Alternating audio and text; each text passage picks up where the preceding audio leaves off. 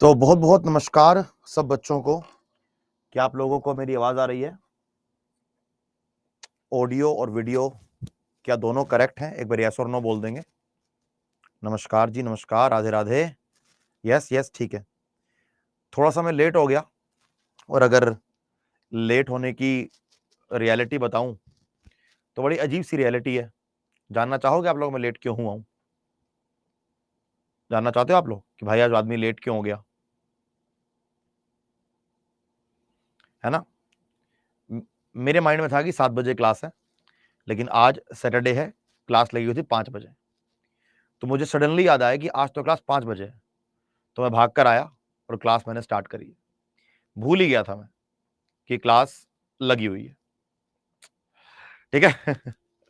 तो कल हमने अनएम्प्लॉयमेंट एंड इट्स टाइप्स की क्लास को स्टार्ट कर दिया था।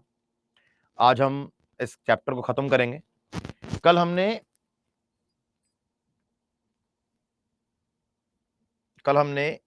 ये वाला पढ़ लिया था, कल हमने ये पढ़ लिया था, कल हमने ये पढ़ लिया था, डिस्गाइज्ड पढ़ लिया था, फ्रिक्शनल पढ़ लिया था। आज हमने ये 3 पढ़ने हैं, सीजनल, टेक्नोलॉजिकल और साइक्लिक। क्या इनमें से किसी को दिक्कत है कोई? क्या इनमें से किसी को दिक्कत है कोई? इनमें से किसी जो ऊपर गई हैं हमारी चारों पांचों अनएम्प्लॉयमेंट, कोई डाउट है किसी को? चश्मा कहाँ है? चश्मा चश्मा नहीं है, आज मूड नहीं है लगाने का। सब क्लियर है? कोई दिक्कत नहीं है?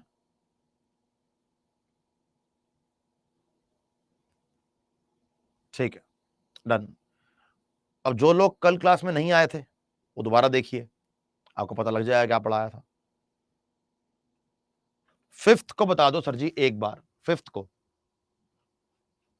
Frictional unemployment. अच्छा, फ्रिक्शनल अनएम्प्लॉयमेंट अगर हम दोबारा से पढ़ने की बात करें, ये दोबारा से समझने का ट्राई करें, तो इसको बोलते हैं कुछ समय की बेरोजगारी। इसको बोलते हैं कुछ समय की बेरोजगारी। ठीक है, कुछ समय की बेरोजगारी इसको बोला जाता है। क्या मतलब है इसका? इसका मतलब ये होता है कि मानो किसी इंसान को, कोई इंसान टाटा कंपनी में काम कर रहा है, ठीक है, उसकी सैलरी है 50,000 रुपए। उस टाटा कंपनी में एक बंदा काम कर रहा है, उसका नाम है रोहित। रोहित को कंपनी से मेल आता है कि भाई आपको हम लोग नौकरी से या काम से निकाल रहे हैं, आपको हम लोग नौकरी से या काम से निकाल रहे हैं। ये मैसेज आया रोहित के पास, तो रोहित को नौकरी से निकाल दिया। अब रोहित को नई नौकरी ढूंढने में रिलायंस कंपनी में उसकी नई नौकरी लगी है, और नई नौकरी ढूंढने में उसको कुछ 4 महीने का समय लग गया। तो जैसे कोई नौकरी अपनी मर्जी से छोड़ दे और नई नौकरी ढूंढने में उसको समय लग जाए, या किसी को नौकरी से निकाल दिया, या किसी को नौकरी से निकाल दिया और कुछ समय उसने नौकरी नहीं करी, ब्रेक लिया, या उसको नई नौकरी ढूंढने में समय लग गया, तो जो ये बीच का ये आपका बीच का जो पीरियड है, ये वाला, ये जो आपका बीच का जो है पीरियड है, जहां पर आप लोग बेरोजगारी, यहां पर जो भी इंसान बेरोजगारी फील कर रहा है, देखो बेरोजगारी और गरीब होने में फर्क है। मैं ये नहीं बोलूंगा कि इस समय रोहित के पास पैसे नहीं होंगे, इस समय रोहित के पास क्या है? बेरोजगारी है, पैसा नहीं है। ठीक है, तो यस, इसे बोलते हैं बेटा फ्रिक्शनल अनएम्प्लॉयमेंट, इसे बोलते हैं फ्रिक्शनल अनएम्प्लॉयमेंट। अब फ्रिक्शनल अनएम्प्लॉयमेंट दो प्रकार की होती है, एक होती है वॉलंटरी, एक होती है वॉलंटरी अनएम्प्लॉयमेंट, एक होती है अनवॉलंटरी, एक होती है अनवॉलंटरी अनएम्प्लॉयमेंट, एक होती है वॉलंटरी, एक होती है अनवॉलंटरी। ठीक है, अगर वॉलंटरी की बात करें, यानी कि अपनी मर्जी से, अगर कोई इंसान अपनी मर्जी से नौकरी छोड़ रहा है, या कोई इंसान स्वेच्छा से, अगर कोई इंसान स्वेच्छा से नौकरी छोड़ रहा है और कुछ समय तक बेरोजगार है, तो उसको बोलते हैं voluntary unemployment. Voluntary unemployment majorly विकसित देशों में या डेवलप्ड कंट्रीज के अंदर ये देखने को मिलती है। अनवॉलेंट्री अगर यहां अपनी मर्जी से हो, यहां मर्जी से नहीं है बेटा, यहां पर अस्वेच्छा से कि भाई किसी को निकाल दिया गया नौकरी से, आज स्वेच्छा से नौकरी छोड़नी पड़ रही है, ये आपको टाइप मेजरली डेवलपिंग या फिर पुअर कंट्रीज में, डेवलपिंग या फिर आपको पुअर कंट्रीज में देखने को मिलता है। मेजरली ये जो वॉलंटरी अनएम्प्लॉयमेंट है ये आपको डेवलपिंग कंट्रीज में देखने को नहीं मिलेगा, ये आपको डेवलपिंग कंट्रीज में देखने को नहीं मिलेगा। ठीक है, तो इसी के साथ साथ आगे बढ़ेंगे, अपने अब नए वाले पॉइंट को स्टार्ट करेंगे। ठीक है, इसी के साथ साथ difference between structural and open बता दीजिए। देखो ये बात सुनो, अगर तुम्हें लग रहा हो कि तुम सारे बहुत ज्यादा समझदार हो और तुम मुझसे एक एक करके सारे ही पूछना चाहते हो, तो कल जो मैंने क्लास लिया उस क्लास को मैं डिलीट करवा देता हूं। मतलब ये तो बात होगी ना कि जैसे मानो कि आज के बच्चा नहीं आया, कल आके बोलेगा कि सर ये दोबारा पढ़ा दो, तो जो बच्चे कल आए वो तो बेवकूफ है ना। ऐसे नहीं होता बेटा, अगर आपने क्लास अटेंड नहीं करी आपको जाकर क्लास देखनी पड़ेगी, राइट। चलो, तो हमने इस लेक्चर में ये वाला कर लिया, ये वाला कर लिया, ये वाला कर लिया, ये कर लिया, और हमने अभी रिपीट में ये भी कर लिया। सारा रिपीट दोबारा मैं नहीं कर सकता। ठीक है, इसके बाद आगे बढ़ेंगे हम लोग। नेक्स्ट है हमारा सीजनल अनएम्प्लॉयमेंट। नेक्स्ट है भाई हमारा सीजनल अनएम्प्लॉयमेंट, जिसको हिंदी के अंदर बोलते हैं मौसमी बेरोजगारी, जिसको हिंदी के अंदर बोलेंगे मौसमी बेरोजगारी, या फिर इंग्लिश में डेफिनेटली सीजनल अनएम्प्लॉयमेंट। जैसे मानो किसी का एक बिजनेस है, मानो किसी का कोई एक बिजनेस है, इस बिजनेस के अंदर 12 महीने में से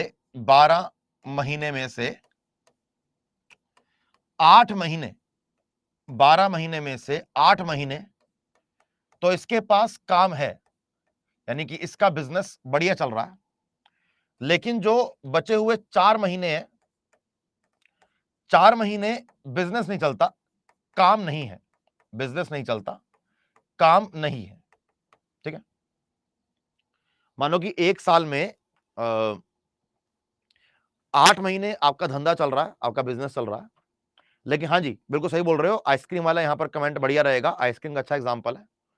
यहां पर हमारे जो अगर आप में से कोई एग्रीकल्चर फैमिली से आता है तो कृषि के अंदर भी ये सब हमें कई बार देखने को मिलता है कि कृषि में जो लोग खेती कर रहे हैं, मानो कोई सिर्फ खरीफ की खेती करता है तो 6-8 महीने काम रहेगा, 4 महीने फसल नहीं होती है।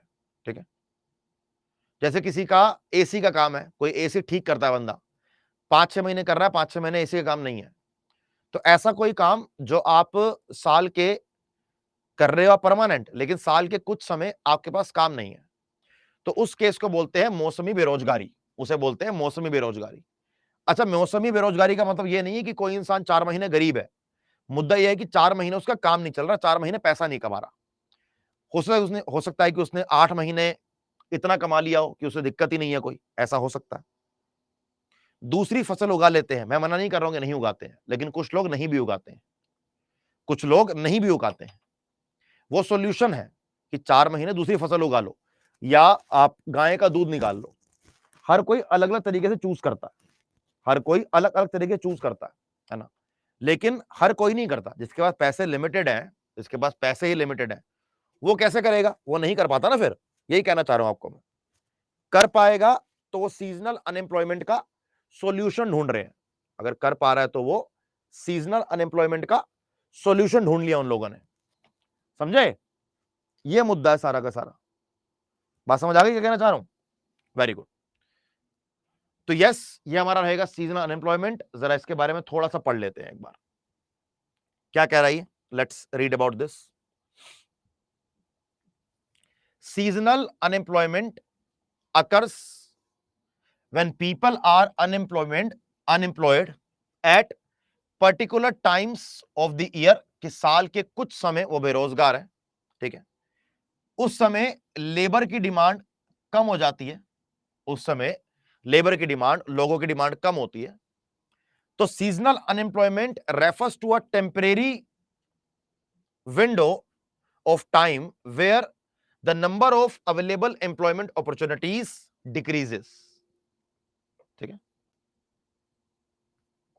मौसमी बेरोजगारी तब होती है जब लोग वर्ष के विशेष समय में बेरोजगार होते हैं, जब श्रम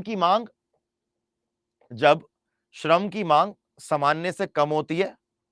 मौसमी बेरोजगारी समय की एक अस्थायी खिड़की को या विंडो को, समय काल को संदर्भित करती है जहां उपलब्ध रोजगार के अवसरों में संख्या घट जाती है। समझ आ गया भाई क्या कहना चाह रहा हूं?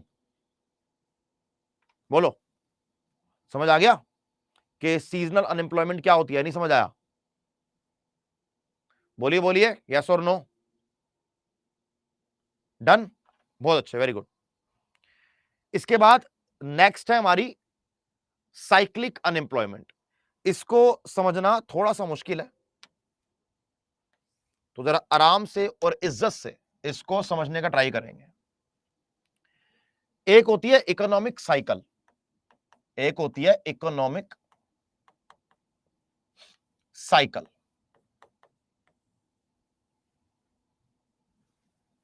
हर देश में, मानो कि हमने किसी देश को एक बक्से में डाल दिया, मैंने इस किसी देश की इकोनॉमी को एक बक्से में डाल दिया, ठीक है।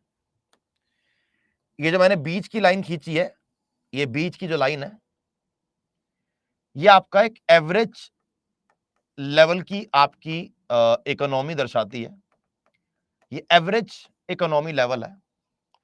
तो कभी कभी आपको ये जो इकोनॉमी है ये बढ़ती हुई नजर आएगी,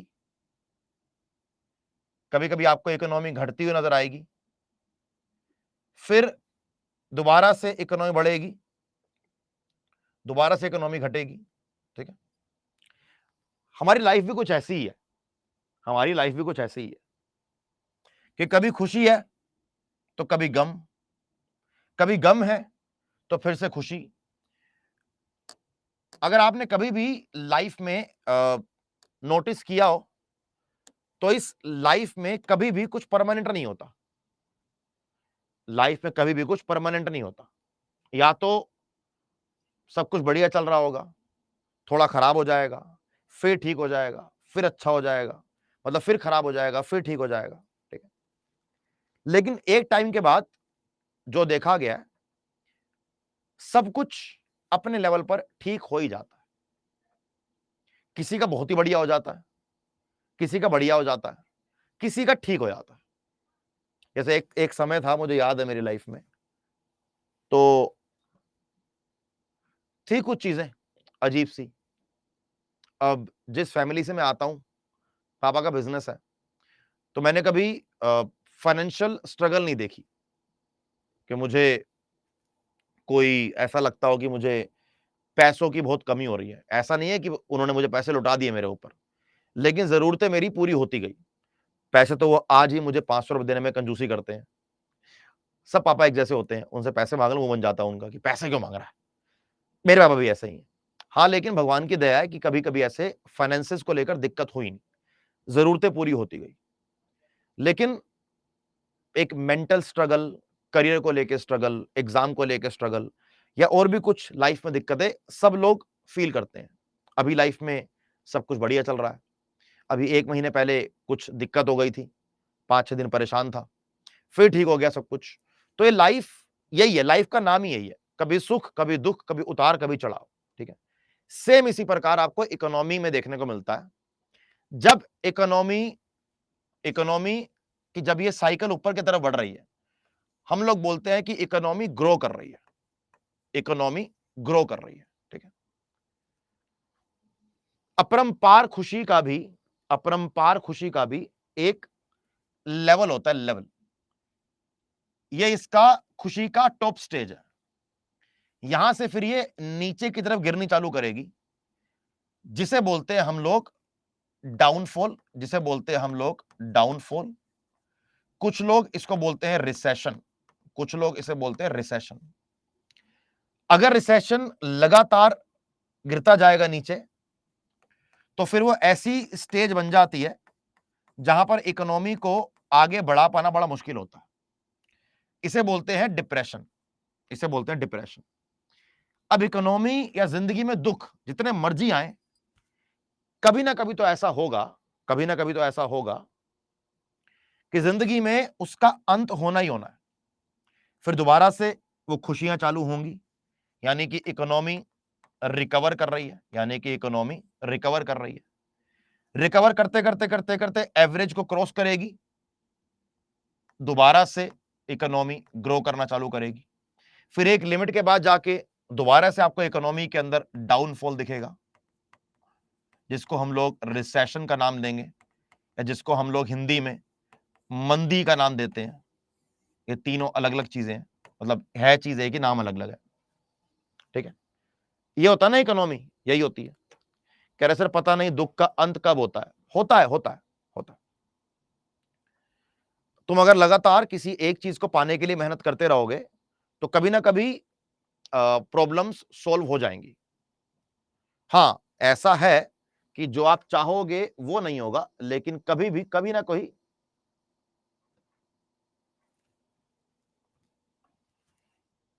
thank you so much Riya ji, thank you so much. तो कभी ना कभी ऐसा हो जाता है कि प्रॉब्लम आपकी सोल्व हो जाएगी। ऐसा नहीं है कि नहीं होती है, ठीक है, ऐसा नहीं है कि नहीं होती है, होती है, 100% होती है, कंफर्म होती है। ऐसा नहीं है कि नहीं होगी, ठीक है। चलो कोई बात नहीं। अब मुद्दा यहां पर समझने वाला यह है कि जब इकोनॉमी ग्रो कर रही है तो एम्प्लॉयमेंट बढ़ती है। जब इकोनॉमी ग्रो कर रही है तो एम्प्लॉयमेंट बढ़ती है, ठीक है।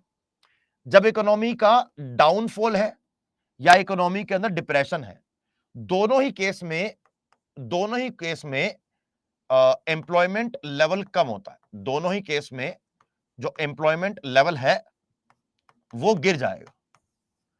यहां पर एम्प्लॉयमेंट लेवल बढ़ जाएगा, यहां पर एम्प्लॉयमेंट लेवल गिर जाएगा। यानी कि डाउनफॉल के समय और डिप्रेशन के समय हमें बेरोजगारी बढ़ती हुई नजर आएगी, बेरोजगारी बढ़ती हुई नजर आएगी। और ग्रो करते हुए या फिर इकोनॉमी में बूम के समय, ग्रो करते हुए इकोनॉमी के अंदर बूम के समय हमें बेरोजगारी घटती नजर आएगी और रोजगार की अपॉर्चुनिटीज बढ़ती हुई नजर आएंगी, ठीक है। अब ये इकोनॉमी साइकिल है। जब इस इकोनॉमी साइकिल के अंदर डाउनफॉल की वजह से, अब इकोनॉमी के अंदर डाउनफॉल आ रहा, तो उस एक पर्टिकुलर इंसान की गलती नहीं है। अभी आईटी सेक्टर में, अभी आईटी सेक्टर में बहुत जबरदस्त तरीके से डाउनफॉल आया, ठीक है। उस डाउनफॉल ने बहुत लोगों की नौकरियां खा गए। उसमें से मेरा दोस्त है एक रोहित, जो माइक्रोसॉफ्ट में काम करता था। उस ले ऑफ में उसको भी नौकरी से निकाल दिया। अब माइक्रोसॉफ्ट कंपनी या आईटी सेक्टर घाटे में था। इसमें रोहित की कोई बड़ी गलती थी क्या? इसमें रोहित की क्या गलती है? इसमें रोहित की गलती ही नहीं है कोई।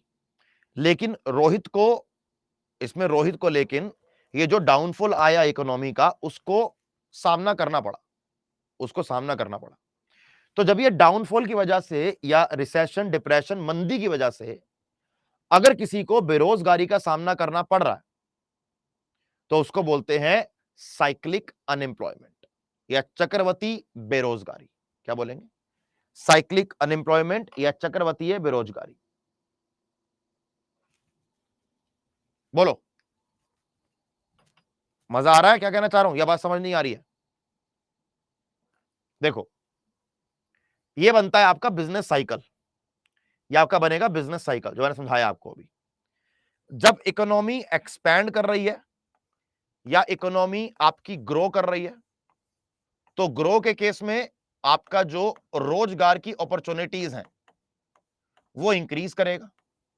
एक समय आएगा जहां पर ये पीक पर पहुंच जाएगी, फिर इकोनॉमी गिरना चालू करेगी, रिसेशन भी आएगा, डिप्रेशन भी आएगा। रिसेशन या डिप्रेशन के समय बेरोजगारी का स्तर बढ़ेगा, बेरोजगारी का स्तर बढ़ेगा। और इस प्रकार की बेरोजगारी को साइक्लिक अनएम्प्लॉयमेंट कहते हैं, साइक्लिक अनएम्प्लॉयमेंट कहते हैं, चक्रवतीय बेरोजगारी कहते हैं। Thank you so much Ranjit भाई, थैंक यू सो मच। आप लोग इतना प्यार देते हैं तभी मजा आता है। क्लियर हो गया? कोई दिक्कत तो नहीं है भाई? अब देखो,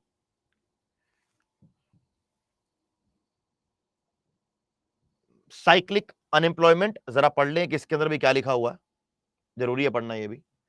तो cyclic unemployment is the impact of economic recession.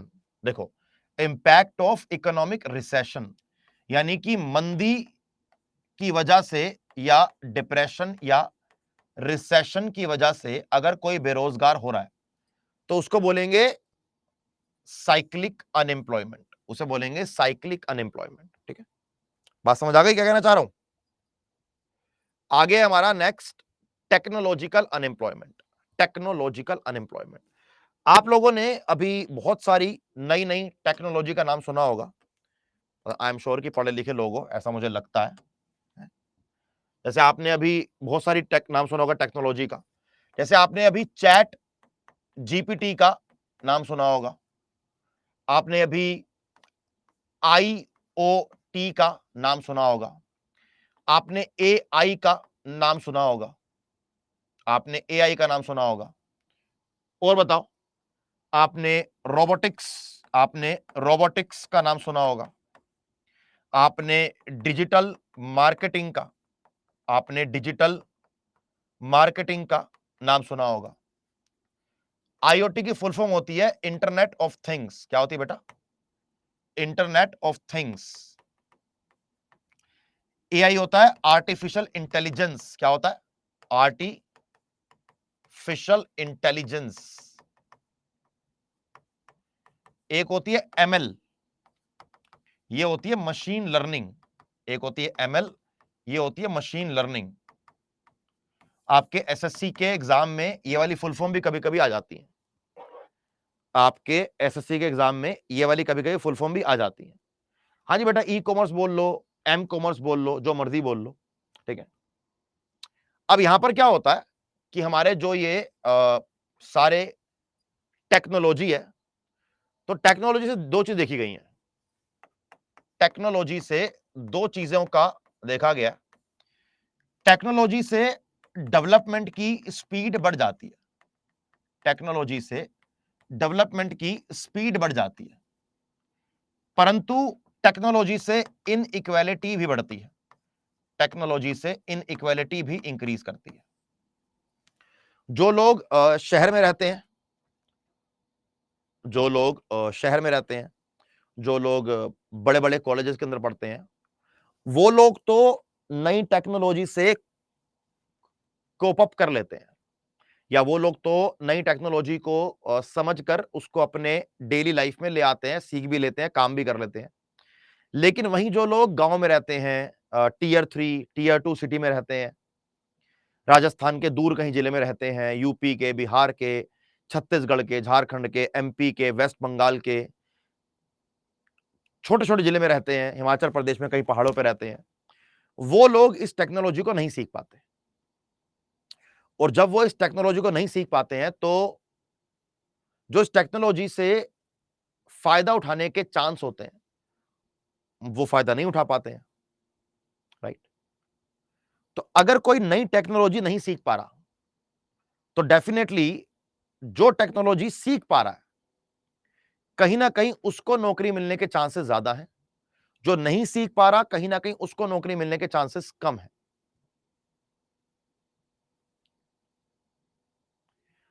एक हमारा छोटा भाई है प्रणय राज, बहुत देर से एक ही कमेंट कर रहा है, रिकॉर्डेड है क्या? रिकॉर्डेड है क्या मतलब क्या में उसके 8A लगे हुए हैं?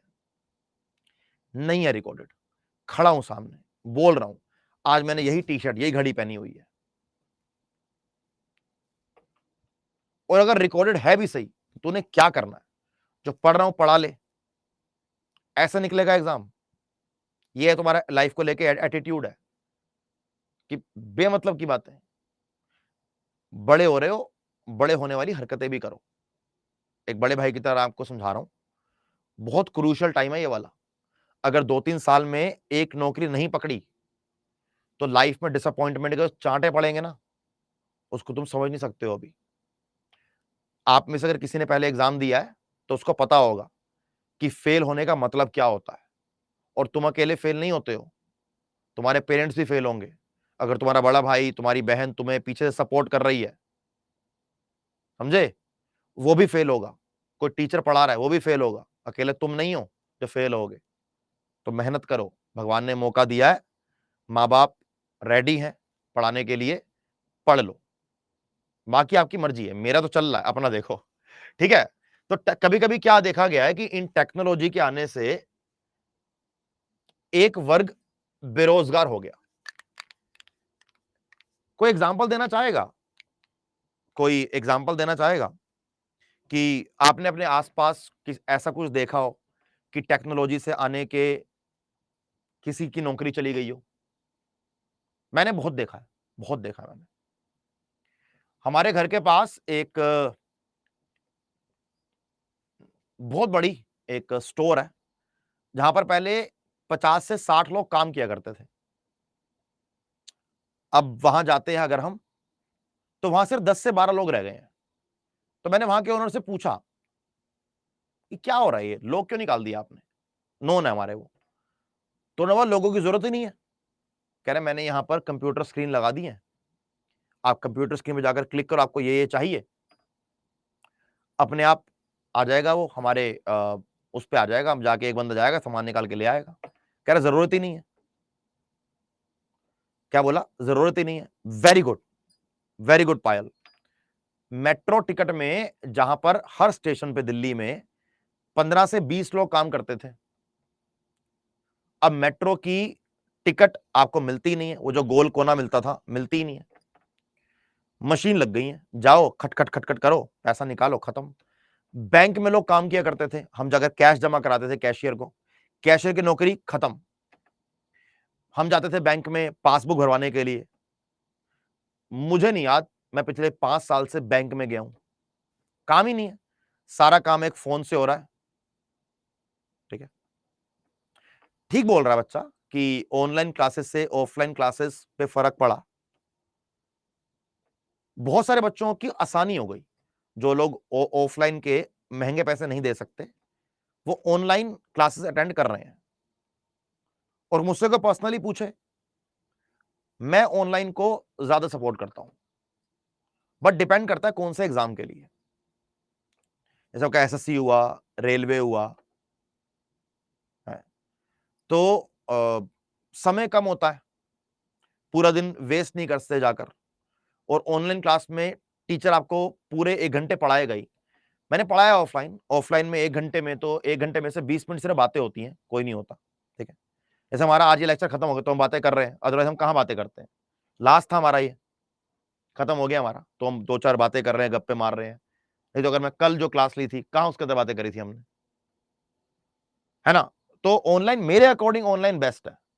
बस थोड़ा सा ऑनलाइन के अंदर अगर फैसिलिटीज और इंप्रूव हो जाए, थोड़ी टेक्नोलॉजी और इंप्रूव हो जाए, तो धीरे धीरे चीजें बच्चों के लिए बेटर हो जाएंगी। आपको बोले कि स्कूल ही ऑनलाइन कर दो पूरे साल का, तो नहीं हो पाएगा।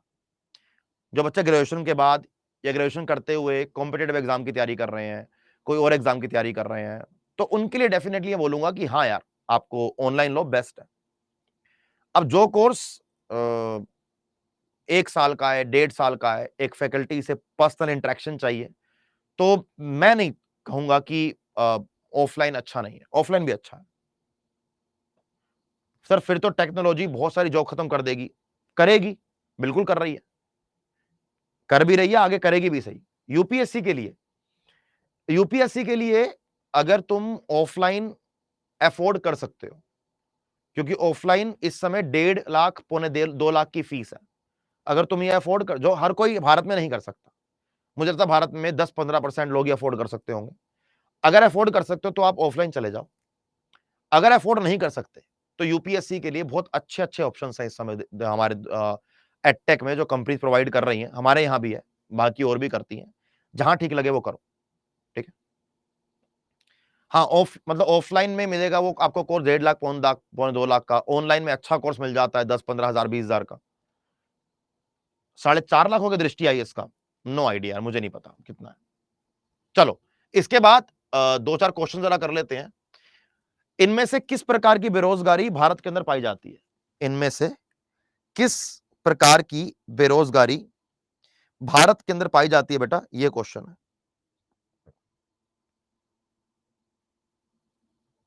बोलो भैया, क्या आंसर होगा?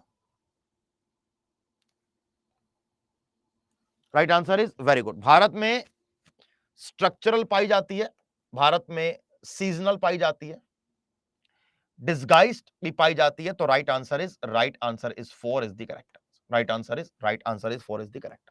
अगला क्वेश्चन, यदि कोई व्यक्ति बाजार में प्रचलित मजदूरी दर पर काम करने के लिए तैयार है लेकिन उसको काम नहीं मिल रहा, एक आदमी काम करना चाहता है लेकिन उसे काम नहीं मिल रहा है, उसकी मर्जी है, उसकी इच्छा है कि मुझे काम करना, लेकिन उसे काम नहीं कर रहा।